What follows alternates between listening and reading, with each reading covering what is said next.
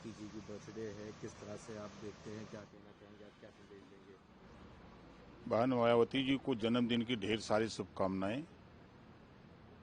और दिन दूना रात चौगुना पार्टी को आगे बढ़ावें और समाज की जो बीड़ा उठाया उन्होंने उसमें जो बाबा साहब डॉक्टर अम्बेडकर जी का सपना पूरा करने का संकल्प लिया है उसमें बढ़ चढ़ कर के काम करें। यही हमारी जन्मदिन के अवसर पर शुभकामनाएं। सर, कलकत्ता हाई कोर्ट ने टीएमसी की जो पिटीशन थी उसमें जो फाइल करी गई थी बीते दिनों की आईपैक में जो रेड हुई थी कि उसमें तमाम तरह की चीज़ें और हम लोग के पार्टी के कागज़ लिए गए, तो उसके ऊपर हाई कोर्ट ने उस पिटीशन को क्वैश कर दिया और कहा कि कोई भी पार्टी से रिलेटेड या टीएमसी से रिलेटेड कोई चीज़ भी ईडी ने सीज नहीं करी है। सही कहा है, जब कोई साक्ष्य सबूत नहीं है तो मौखिक कहने से कोई थोड़ा मान लेगा। सर, लालू प्रसाद यादव और इनकी तरफ से अपने ट्रायल के लिए पिटीशन फाइल करी गई थी, लेकिन कोर्ट ने मना कर दिया। कोर्ट ने कहा है कि इसमें कोई राहत नहीं मिलेगी, जो पिटीशन है वो और जो ट्रायल है वो चलेगा। तो कोर्ट का मामला है, कोर्ट जो फैसला देगा वही सबको मानना पड़ेगा, वही लालू जी को भी मानना पड़ेगा, वही हमको भी मानना पड़ेगा। सर, एसआईआर को लेकर अपोजिशन हो या ये तमाम लोग अभी भी तमाम बयान आ रहे हैं अखिलेश यादव के हों, या इस किस तरह से देखते हैं इन बयानों को? अब अखिलेश यादव जी हों, चाहे राहुल गांधी हों, चाहे विपक्ष का कोई नेता हो, जो एसआईआर पर अगर बयान देते हैं तो इन लोगों को स्वर्ग और नरक जाना चाहिए।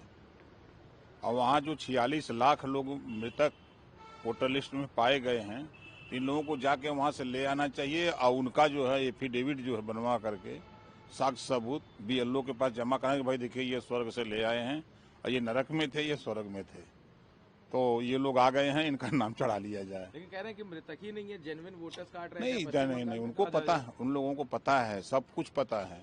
सिर्फ विरोध करने का एक नजरिया लोगों ने बांध रखा है। 2,23,00,000 लोग शिफ्टेड हैं, जो गांवों से शहर चले गए और शहर में भी हैं, गांव में भी हैं।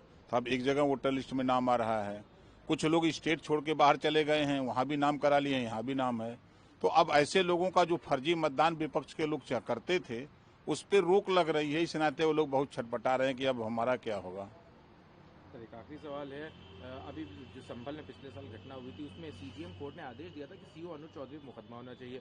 वहां लेकिन पुलिस ने कहा कि हम जुडिशियल इंक्वायरी हो चुकी है और हम इस फैसले को अपर अदालत में चैलेंज करेंगे, क्योंकि इसमें राहत पहली पुलिस को मिल चुकी है। इसके ऊपर अखिलेश यादव कह रहे हैं कि आप यूपी पुलिस कोर्ट के ऊपर भी केस करेगी। नहीं, कोर्ट के ऊपर केस नहीं कर रही है। अदालत का जो निचली अदालत का फैसला है, उस अदालत के फैसले को ऊपरी अदालत में जाकर के वो अपील करेंगे राहत के लिए। अब उनका देखने का नजरिया अलग है और जो पीड़ित है उसका देखने का नजरिया अलग है। न्यायालय का जो नियम है, सिस्टम है, उसमें काम कर रहे हैं। काफी सवाल है। आज महाराष्ट्र में बीएमसी चुनाव का आज मतदान है, किस तरह से इस चुनाव को देखते हैं, क्या अपील करेंगे चुनाव के? अब वहाँ के मतदाता मालिक हैं, वो जिसको चुनेंगे उसको चुनेंगे। और उनसे अपील है कि अब भारी से भारी संख्या में लोग अपने मताधिकार का प्रयोग करें। यही हमारी उनकी हार्दिक शुभकामनाएं और अपील भी यही है कि वो ज्यादा से ज्यादा लोग वोट करें। सर, उत्तराखंड में जो घाट हैं उस पर गैर हिंदुओं के जाने पे पाबंदी लगी है। कहा गया है कि आस्था है, लोग वहाँ पे अपना अभी त्योहार का पर्व चल रहा है उसमें आते हैं। अब त्योहार में स्नान करने तो हर धर्म के लोग चले जाते हैं, तो अब कितना मोहर लगा है कि कौन किस धर्म का है।